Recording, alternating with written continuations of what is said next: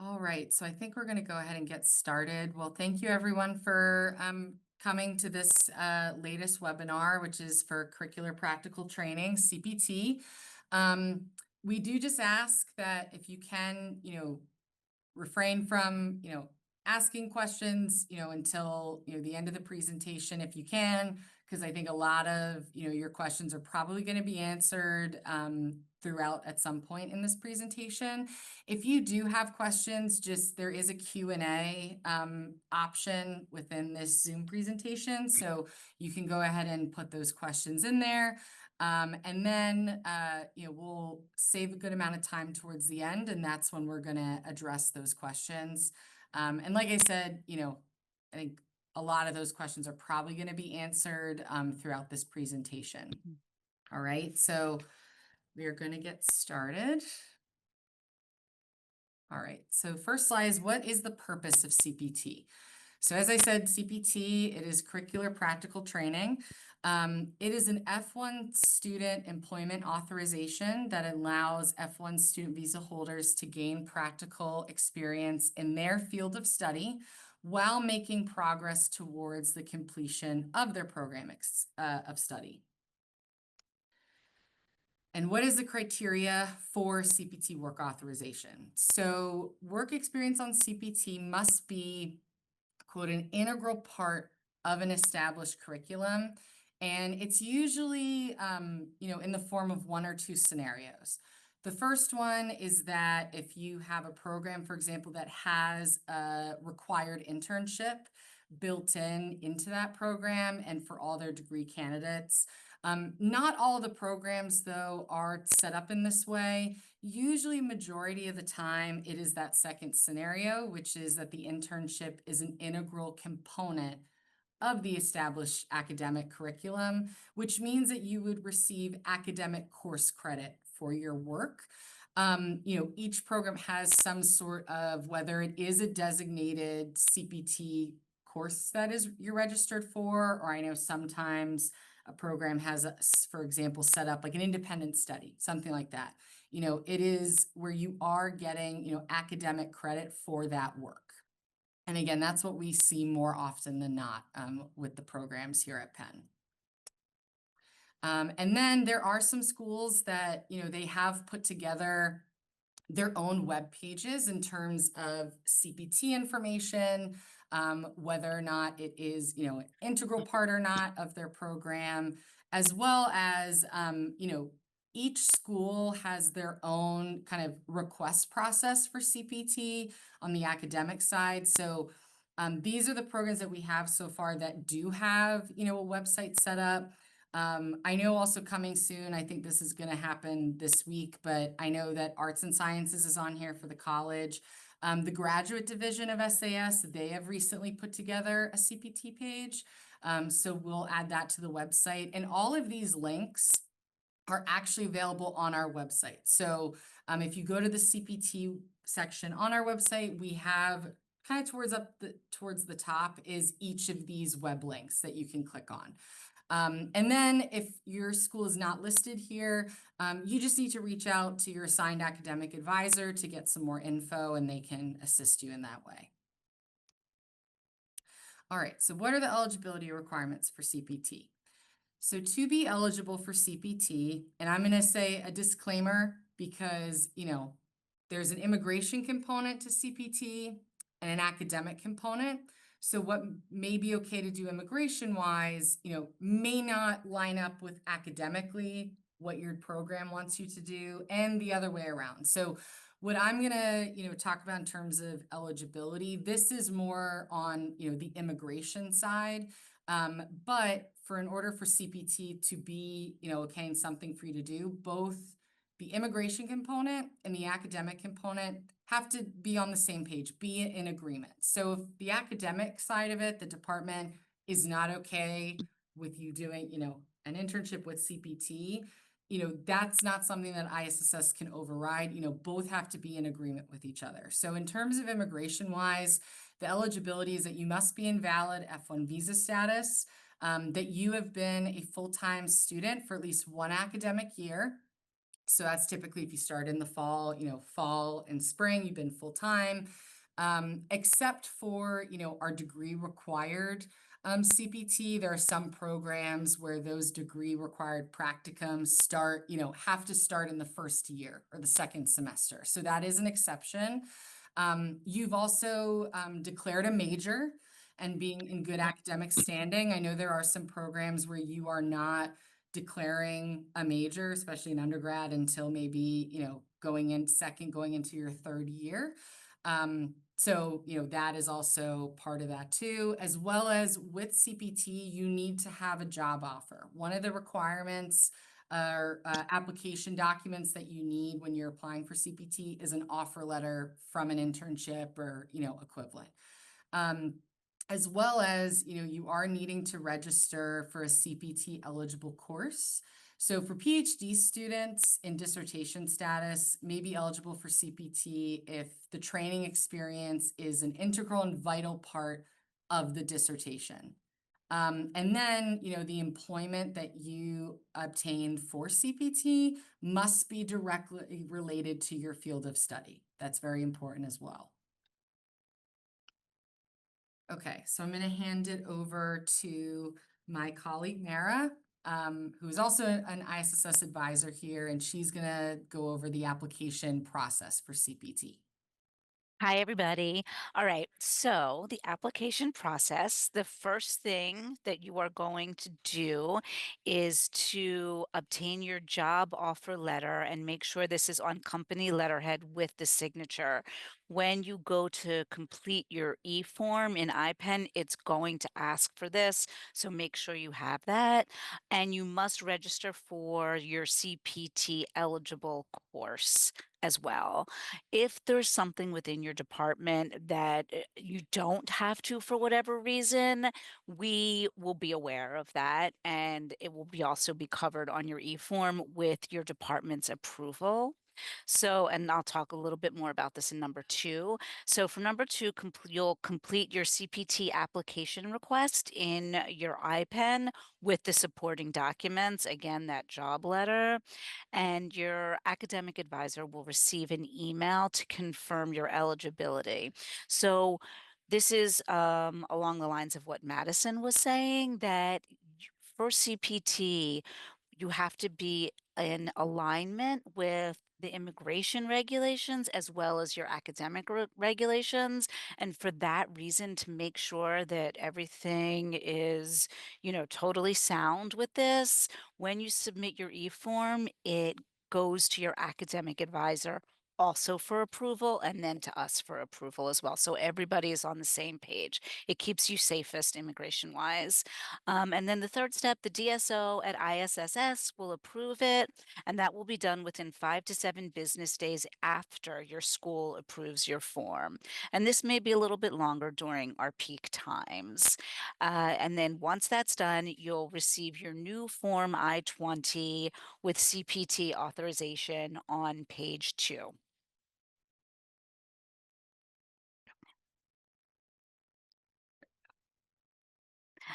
So the CPT application timeline.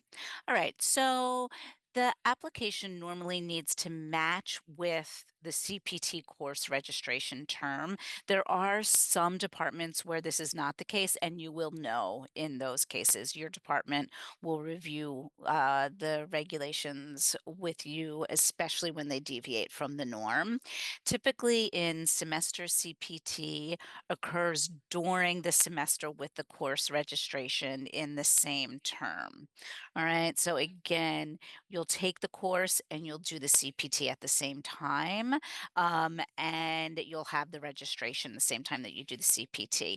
There are situations where that might not be the case, but again, it's not going to be rogue. It's all notated within our systems across Penn and through the approval process in IPEN. with your academic advisor and us. You must apply at least 2 weeks before your CPT internship or employment begins. So first you'll register. This is just a little chart timeline.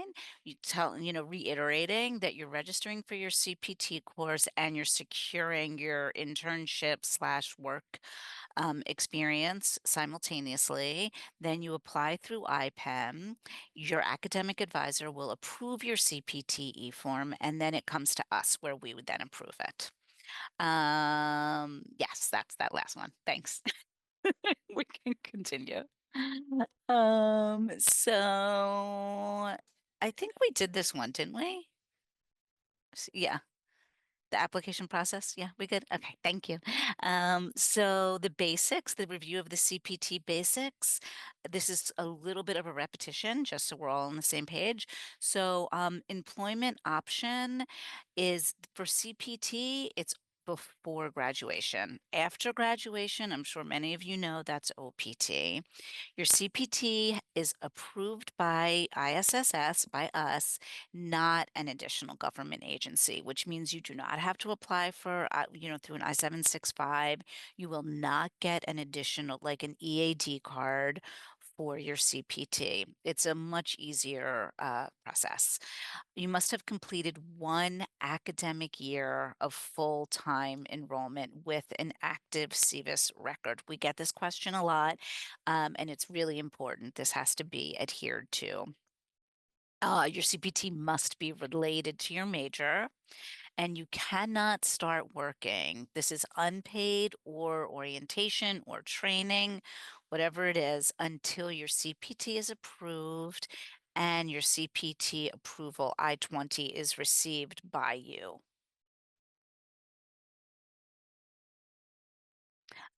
Future implications of your CPT. So keep this in mind. If you do 12 months of full-time CPT, it will eliminate your post or pre-completion OPT benefit. If you get a request for evidence, RFE, in future immigration applications, that might be your STEM OPT, your H-1B, your LPR. If you apply for any of these, they'll look closer at your CPT. So you want to make sure all of that is very above board and following all the regulations. So these are just some important reminders. CPT can be part-time or it can be full-time. Just be careful about the full-time as you don't want it to eat into your OPT. But also be very careful that the full-time CPT is only allowed when classes are not in session. So that can be during winter break, it can be during summer break, just not when classes are in session. Report any of your changes to ISSS. It is possible to have multiple employers at the same time simultaneously, but you must list each employer separately on the e-form. And then your start and end dates, how you choose these. So your CPT dates definitely, again, as we discussed, should be within the terms that the student requests for it on the e-form.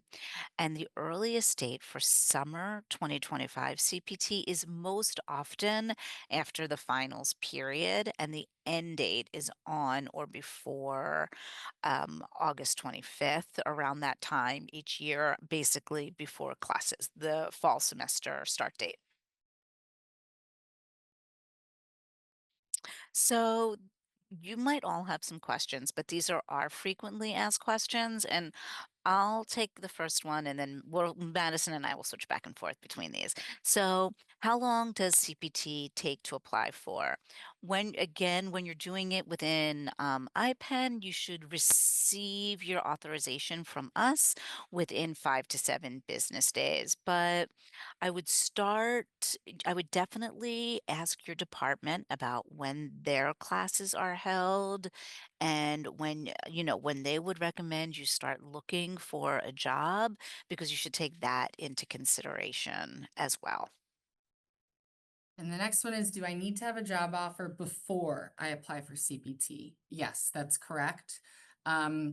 And, you do need to also have an offer letter on our website, on our CPT section of our website.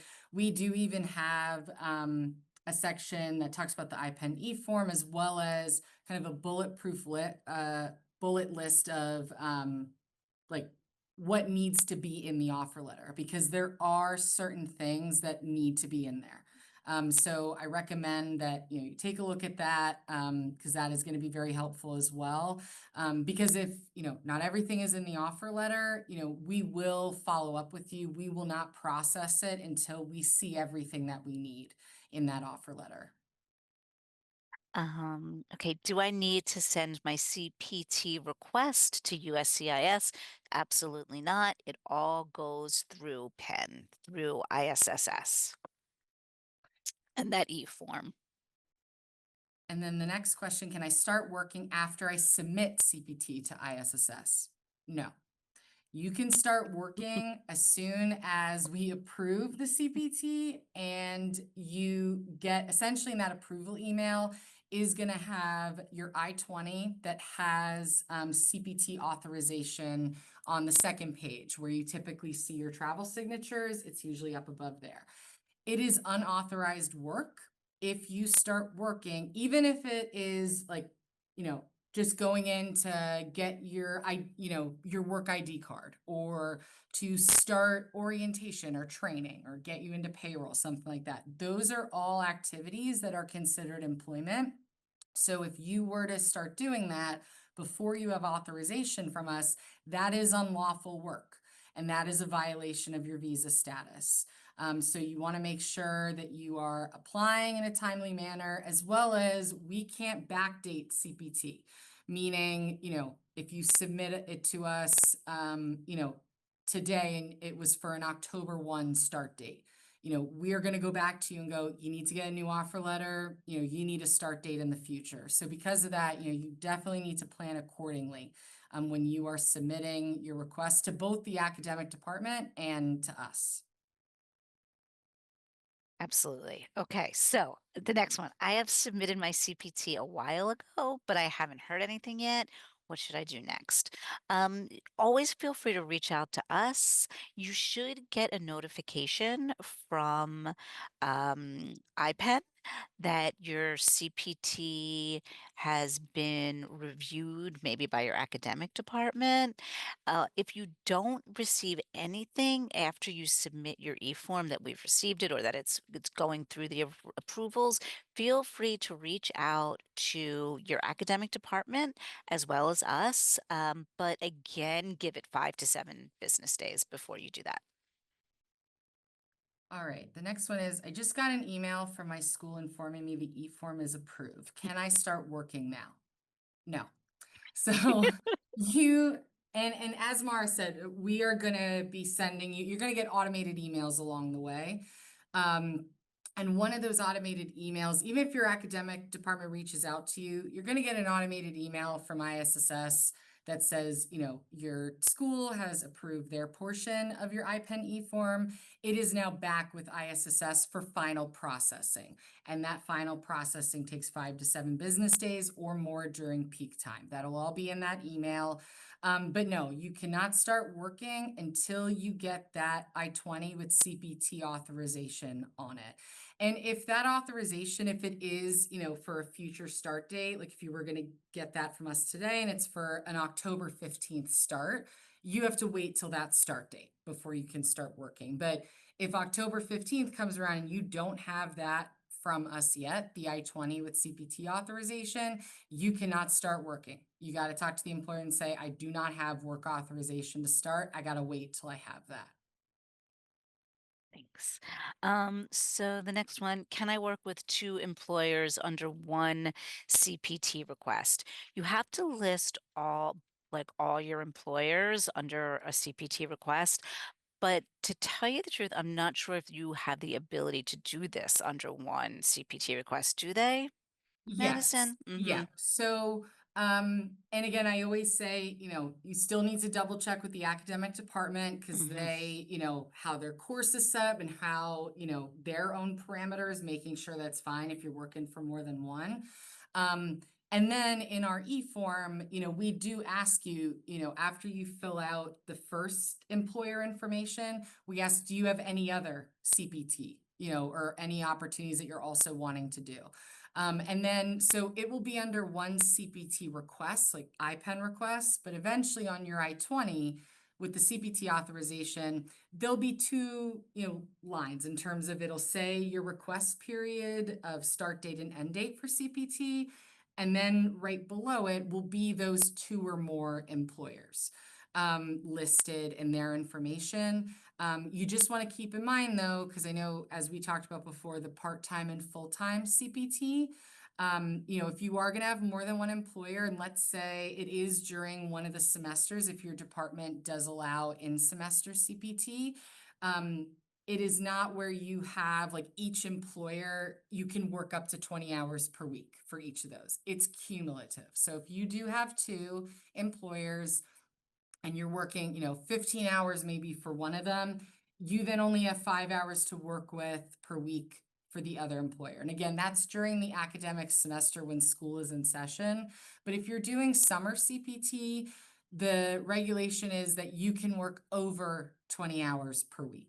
There isn't really a threshold there. I think the threshold is more, don't, take on more than you can handle. You still have to eat and sleep and be a human being. So you have to, be mindful of that. But just keep that in mind. Again, it's not 20 hours per week per each employer. It is cumulative. Great. Thank you. Yeah. Okay.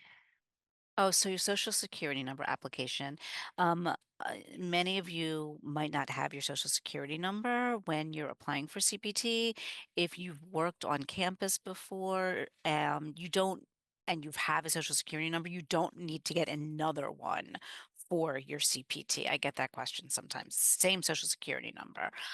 But keep in mind that your social security number is not what determines your work authorization in the US, and the documents that you need to apply for that are your proof of employment, and your I-20, and which is endorsed for CPT. Your proof of employment will be in the form of a letter as well as a form that we have that has all the required signatures, and that you will also be instructed to complete through IPEN with your ISS advisor as well.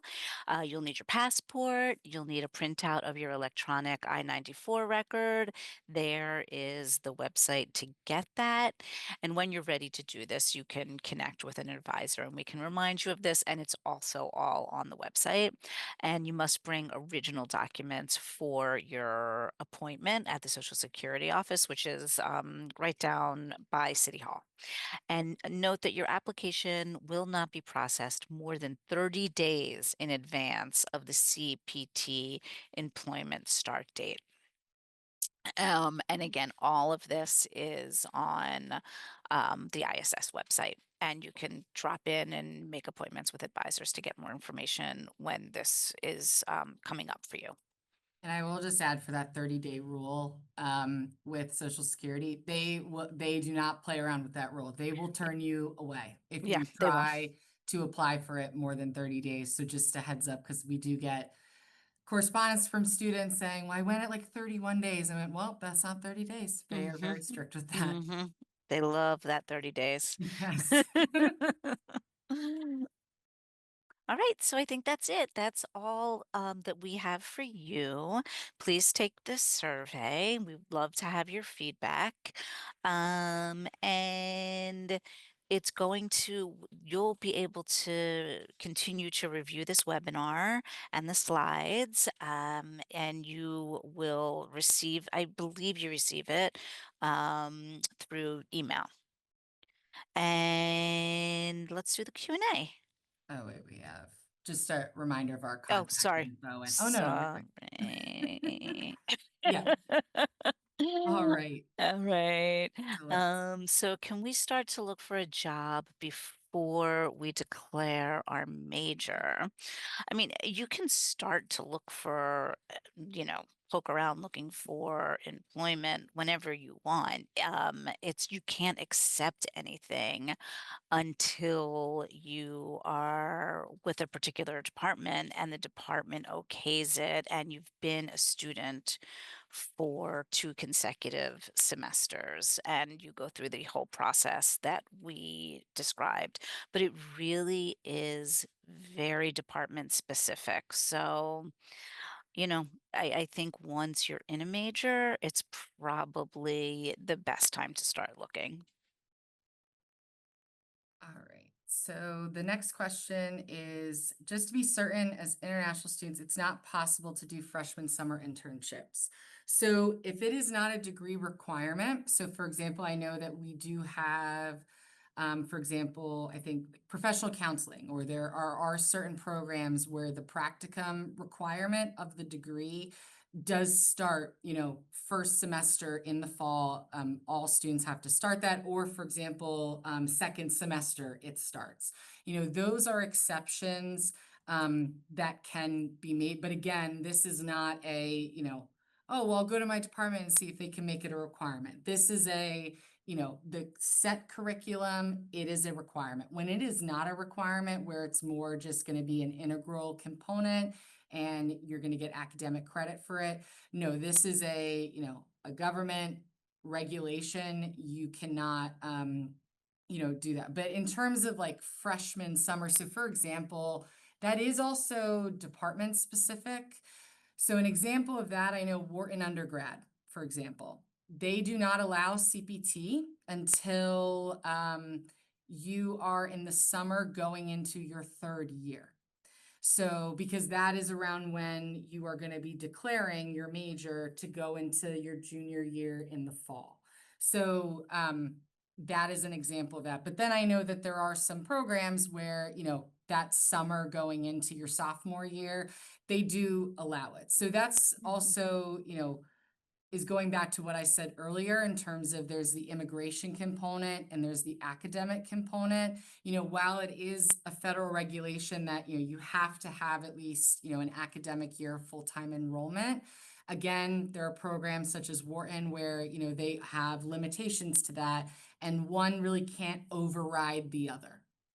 Everyone has to be in agreement for that. So if you're talking about freshman summer, like going into sophomore year, it is a possibility, but if your program does not allow that, then that CPT would not be an option.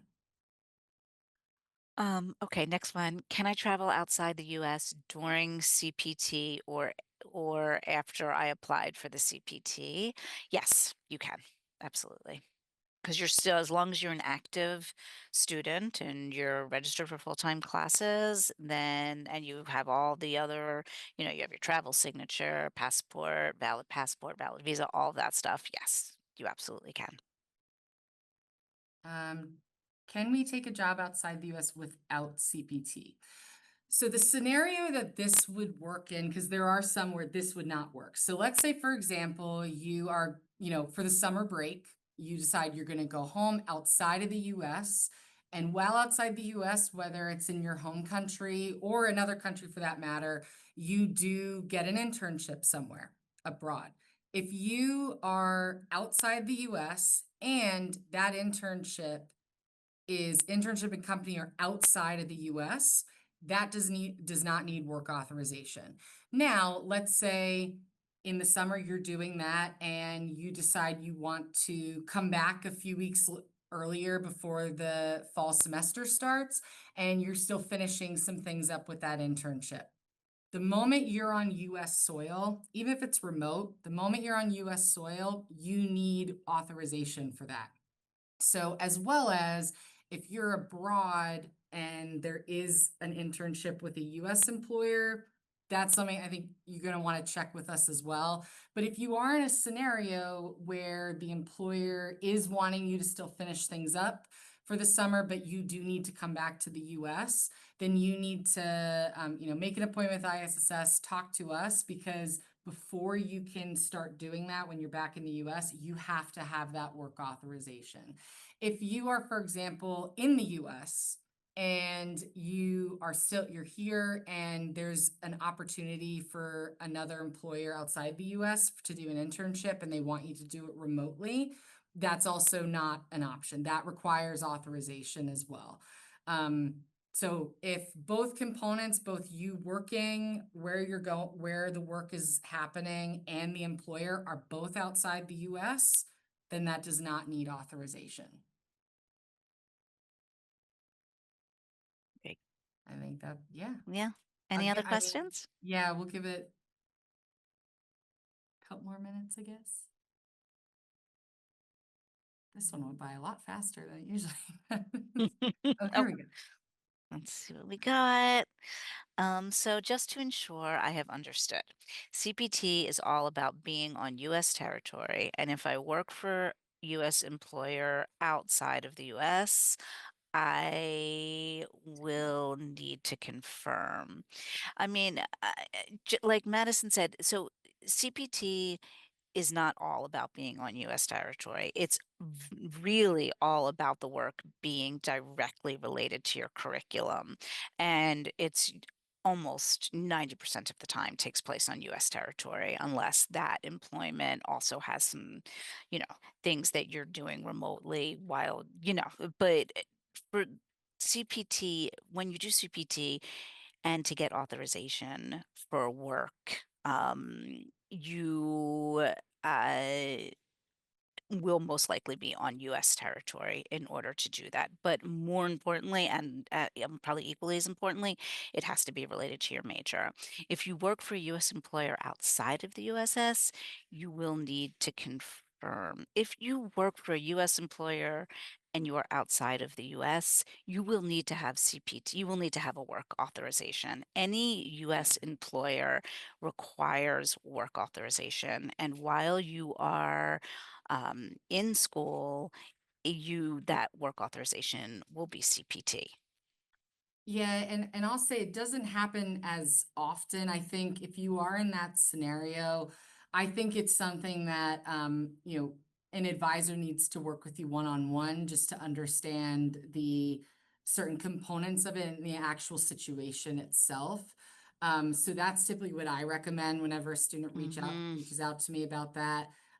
If it's a scenario, for example, I had one recently last summer where a student got their CPT authorization, and their start date was like July 1, but they were gonna actually needing to stay home outside the US like for a couple weeks longer, but the employer wanted them to start working a little sooner, like remotely. That's fine. That's an arrangement with the employer. That's okay. But they had the authorization for it. And then, when they went through customs, I think they were maybe asked about it, they had just said, yep, my employer says it was fine. I was to start my internship a couple weeks early abroad, and now I'm coming back into the US to continue that internship. Mm-hmm. So yeah, I would say, I think meeting with an advisor, and when you are scheduling an appointment, I try to mention this as often as I can. You can, obviously, if you can meet with your assigned ISSS advisor, that's great, but I know that it's unrealistic for us to assume that your schedule or class schedule is going to align with when we advise. So if you are more than welcome to meet with another ISSS advisor, you're not only limited Mm-hmm. to meeting with your assigned advisor, as well as every day, at least 2 or more times a day, Monday to Friday. We always have a virtual drop-in hour. So we try to be as accessible as we can. But I do like to explain that because I know a lot of the time there are academic programs where, they say you have to meet only with your academic advisor. So there Mm-hmm. is some flexibility with that. Let me see. So the next question, once we've requested for CPT and it was approved, moving forward or later on in my program, am I able to just accept internships from the same company employer without requesting CPT again? No, you need authorization. If it is an off-campus employer, you need authorization each time. It's not a blanketed, authorization. Even when we approve CPT, as I said before, on that I-20, it has a specific start date and end date. And it's not where you can then, have a blanketed kind of general period of time that you're approved for. It is very specific to that opportunity. So no, that's not an option in terms of that you just get blanketed kind of general CPT and you can kind Mhm. of plug in, plug out. You do need that authorization. Now, if you were to find an internship or something like that that happens to be, on campus with an on-campus employer at Penn, it's on Penn payroll, then that's on-campus work. That does not require authorization. But any off-campus work, you need authorization or else it is unlawful work, and that can lead to a CVIS record being terminated, and it has happened before. Yeah, and oftentimes some people will get CPT for the full year. Like we'll know it will be for the full year, but their departments and ISS will still ask students to apply for it by semester to correspond with the curriculum and with the courses that must be taken. So Yeah, just to yeah, it's reiterate. pretty rare. It's pretty rare. I think we only have a couple of programs or a handful that Hmm. we have the special permission to do it for a full academic year. But Yeah. as Mara was saying, it's even if you have a full year part-time CPT that's allowed, it is, then each semester you're going to need to log back in and do a new Hmm. CPT request. Yeah, because remember, it's curricular based. So it goes by semester. Each semester you have a new, you basically have a new set of classes. So it corresponds to that as well. So next question, alternatively, if it were a different company or employer, I have to request, yeah, I think that Madison answered that before. Yep, Yeah, whether it's the same or different. yeah. Does volunteering for a nonprofit organization in the US, which I started even before I came here, require CPT authorization? I don't earn compensation at all. It's all voluntary. Volunteer, you have to be careful because there is such thing as, volunteer versus unpaid employment. That's like defined by Department of Labor. Typically, volunteering is, I had a student recently that wanted to donate their time to like a local animal rescue. They wanted to help with walking the dogs, during an afternoon. That is an example, or maybe donating your time at a church or a shelter, providing service in that way. That is voluntary, and considered volunteer in kind of defined by Department of Labor. Anything else prior to that is considered employment, even if it's unpaid.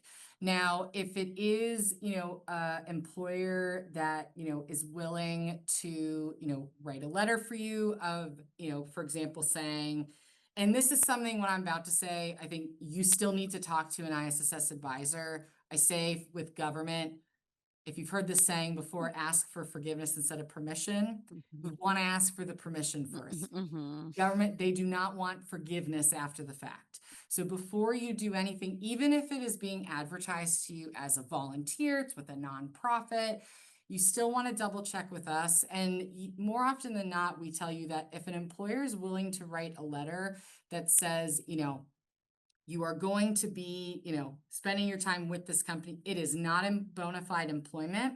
You will not be paid. You are not considered to be employed by that organization, and you're not taking the place of someone who would be typically employed in this position.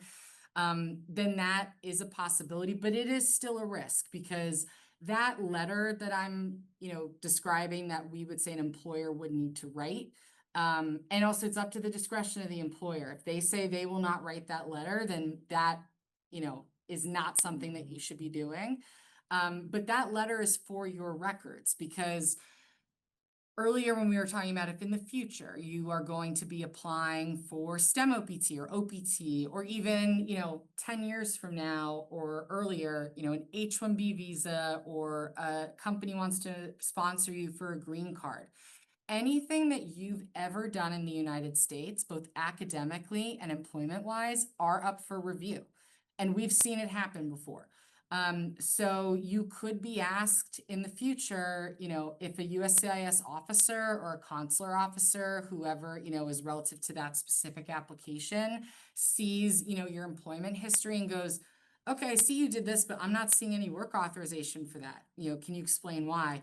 that is a scenario where you're providing that letter to them that, if the employer was or nonprofit was willing to write, but it is still the discretion of the consular officer or USCIS, whoever's processing that application, whether or not they are going to consider that legitimate enough.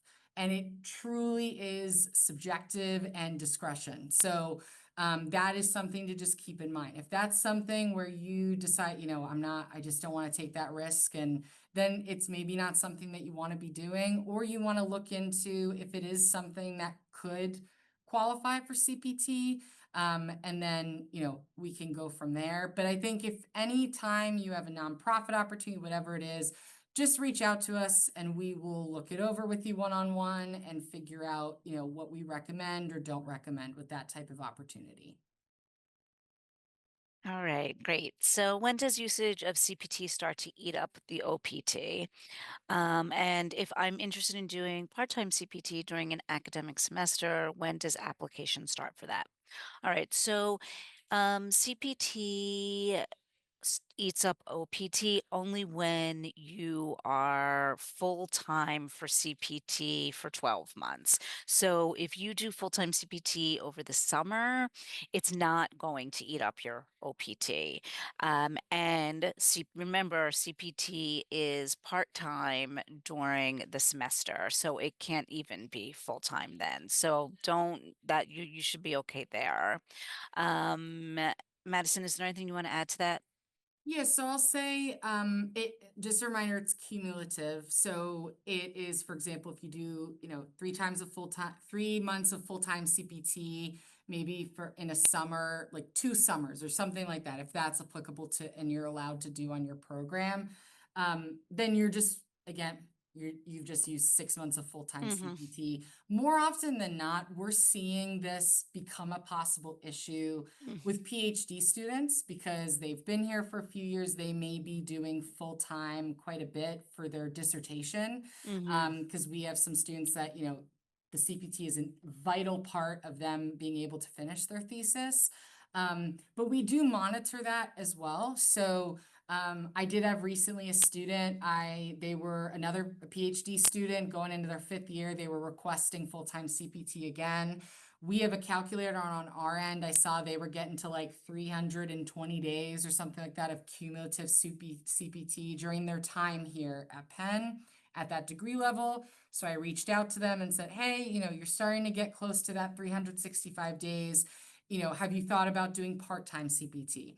Because part-time CPT, it also does not, for example, count at like a half rate or anything. Mm-hmm. I've It had doesn't get included in it at no. all if it's So part-time. yeah, so that's the other part of it as well, that part-time, none of that goes towards it. So that student, he was interested in doing OPT after graduation, so he wanted to preserve that. So he was able to make it work for his dissertation that he could do part-time CPT from then on out. All right. That's great. Thanks, Medicine. Yeah. With the last part of that, in terms of application deadline, you don't have, there's no set time that you must apply or deadline to apply. It should usually we see the most CPT happening in the beginning of each semester and at the end of the spring semester to go into the summer. It's going to really correspond to your academic department and when you're registering for that class. So, when you register for the class and you speak with your academic department about all of those requirements and you start looking for a job, when you get your job offer is when you should apply. So freshmen, Oh, oh, can we go back? Oh, I'll go back to that. I okay. can go back to I think that's me. I Yeah, can, I can answer, yes. yeah. So I have it. So freshmen have to apply for CPT after their last day of school in second semester. If so, can they travel outside the US while CPT is being approved? So it's more like you don't have to wait until that very last day of the spring. Let's say you do have a summer opportunity that has come up, but you are wanting to apply ahead of time, let's say April, end of April going into May, you want to get your CPT authorization done. You can do that ahead of time, like for a summer start date, for if, again, your academic program allows CPT to start as early as, the summer going into your sophomore year. So you can do that ahead of time for a start date that's going to be in the summer, because by that time you will have, met that 1 year full-time enrollment. You can travel outside the US while the CPT is being processed. You just want to make sure if you are traveling outside the US and then going to be coming back in, when you get that CPT I-20, I know we nickname it as that becomes your latest I-20. So you need to just make sure, though, that at the time of reentry, you have printed out, signed that I-20 that you received from us that has the authorization. And it also wouldn't hurt as well, even though, you're a continuing student, you should be able to come into the US. It's always up to the discretion of customs. I say, it doesn't hurt to have printed out with you your offer letter, just in case, customs decides to form a question out of that, use that to ask you questions about it, about your employment, then, it's, I'm sure, peace of mind of going, oh yeah, here's my offer letter, here's my CPT, this is what I'm going to be doing. It's not necessarily required, but I would say, if you're showing them an I-20 that has work authorization on it, you should probably just have a copy of that offer letter with you. That's great. All right. I missed the OPT webinar because I had class during then. How much OPT time do students get? You get 12 months of OPT, and then for your STEM OPT, it's 36 months. Yeah, and I will say, the person who asked that, we have a recording of the OPT webinar. It's on our YouTube page, as well as I think soon it will be on our website if it isn't there already. It's But on there. oh, it is? Okay. Yeah, So, there's one. It might not be the most recent one, but there's definitely one on there. okay. Yeah, so I would recommend going through, because there's a lot covered, even down to timeline. If you use pre-completion OPT and how that impacts post-completion. So it's not really questions that we can answer today, because we're just going to focus on CPT. But I highly recommend that you go through that recording, because it also has the Q&A after as well. And then if you have questions, schedule an appointment with an advisor, either your assigned one or whoever's available. Great. Okay. I think this one's yours. Okay. So just for my understanding, if I do part-time CPT, then it doesn't count towards the 12 months, no matter how many times I do it, unless it's full-time CPT. Yes, that's correct. If it's full-time CPT, that's when it starts to count. Obviously, and when you say like, no matter how many times you do it, obviously, you still need to go through the process and academic department being okay with that. But yeah, no, towards that 12 months, it only is full-time CPT that counts.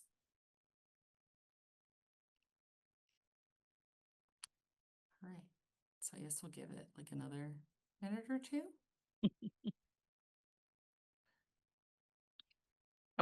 Oh, got a taker. All right. Sorry for all my questions. It's no problem. No, Love it. no, No, never apologize. No, no, it's no, fine. we like it. But like, if I did, for example, 5 months of full-time CPT and then part-time, no, the part-time CPT is never part of the equation to take away from your OPT. The full-time CPT gets counted towards that, but only once you are at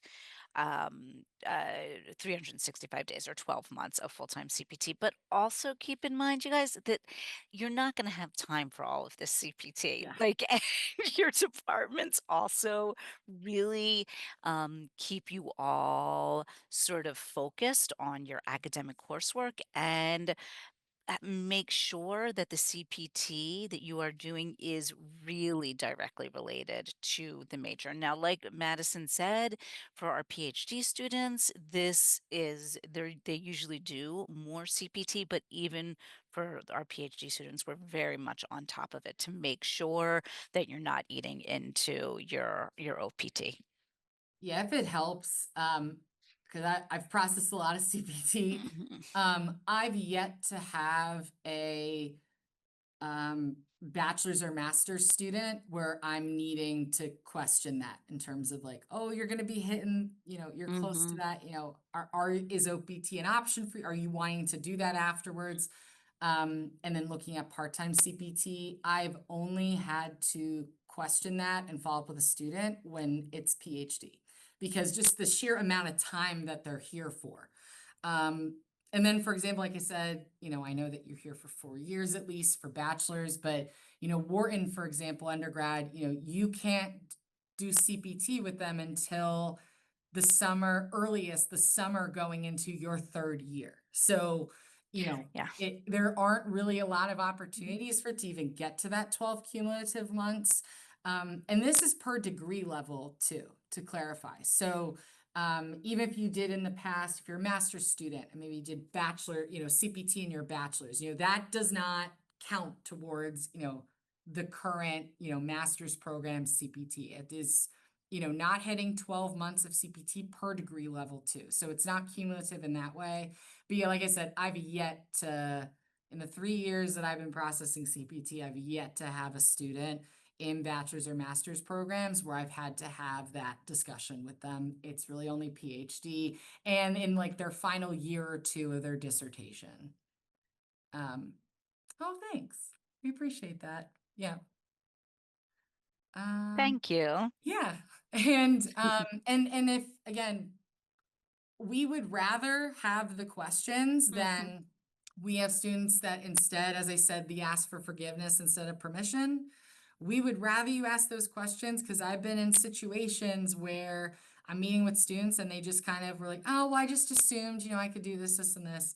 And, it then ends up leading into, us having to terminate their CVIS records. So, you know, you it's never a burden to us. We'd rather you Mhm. ask those questions and, come to webinars such as this.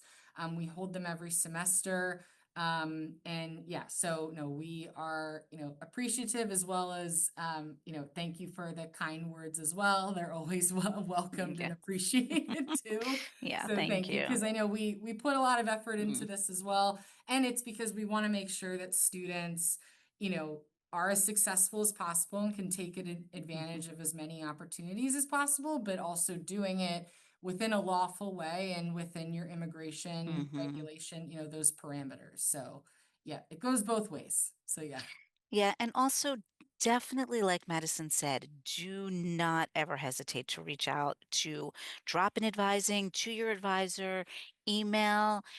Any question that we can ask is great and is better than a miscommunication or a mistake being made, because that always results in more work for you, more hassle and stress for you, and more work and hassle and stress for us. The question is not stressful. When things are done that you're not sure of, that's what leads to a stressful situation. When the So 911 alarm please, bells, when the yeah. alarm bells are going off, that's when it's difficult for everybody.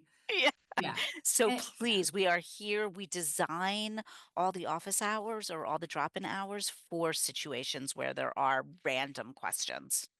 And that's why too, we say you can meet with any other advisor as Mhm, well. Especially, there may be times of year where, we can't get back to you right away, like in terms of an email reply. So, mhm, that's when we say, if you see someone on the schedule for that week, make that appointment with mhm, them. We keep case notes of any interaction we have with a student.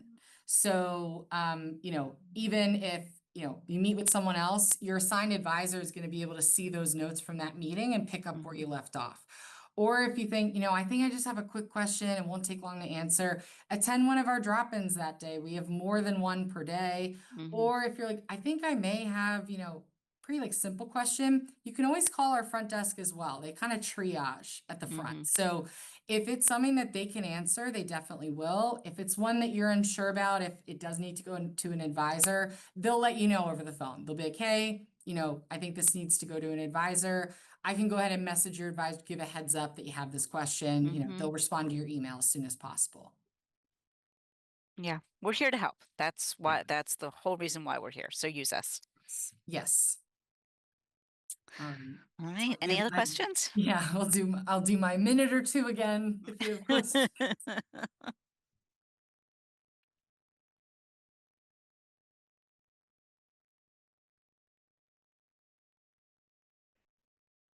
I'm in my head singing like the Jeopardy. Yeah.